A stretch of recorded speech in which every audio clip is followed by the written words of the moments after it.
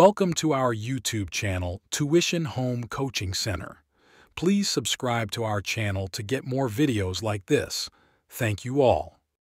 আসসালামু আলাইকুম প্রিয় শিক্ষার্থীরা, তোমরা সকলে কেমন আছো? আশা করছি সকলেই খুব ভালো আছো। আজ আমরা দেখব সপ্তম শ্রেণীর বাংলা বইয়ের পৃষ্ঠা 56 এর সমাধান। তোমরা যারা এখনো আমার চ্যানেলটি সাবস্ক্রাইব করোনি তারা চ্যানেলটি সাবস্ক্রাইব করে নিও, তাহলে পরবর্তী পড়াগুলো তোমরা এই চ্যানেলে সবার আগে এভাবেই পেয়ে যাবে। আর পূর্ববর্তী পৃষ্ঠাগুলোর সমাধান প্রয়োজন হলে তোমরা চ্যানেলের প্লেলিস্টে সেই পড়াগুলো দেখে নিতে পারো। সব পড়াগুলোই সেখানে আপলোড করে দেয়া আছে। তাহলে চলো শুরু করা যাক আজকের পড়াটি। প্রথমে আমরা দেখে নেব পৃষ্ঠা 56 এর কি বলা আছে। পঞ্চম পরিচ্ছেদ, বাক্য। 1. চেষ্টা করলে সফল হবে।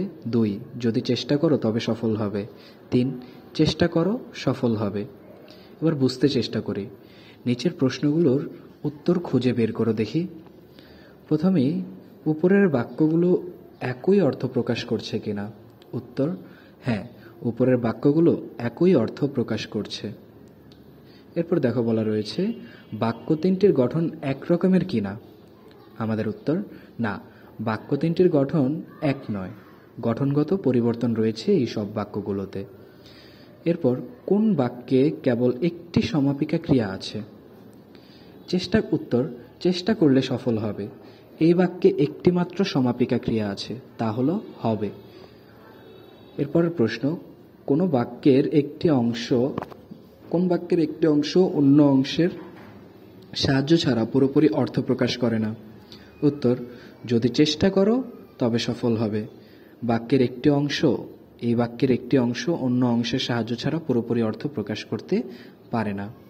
এরপর প্রশ্ন, কোন বাক্যে একাধিক সমাপিকা ক্রিয়া রয়েছে। উত্তর যদি চেষ্টা করো তবে সফল হবে। এই বাক্যে একাধিক সমাপিকা ক্রিয়া রয়েছে, তা হলো করো, হবে।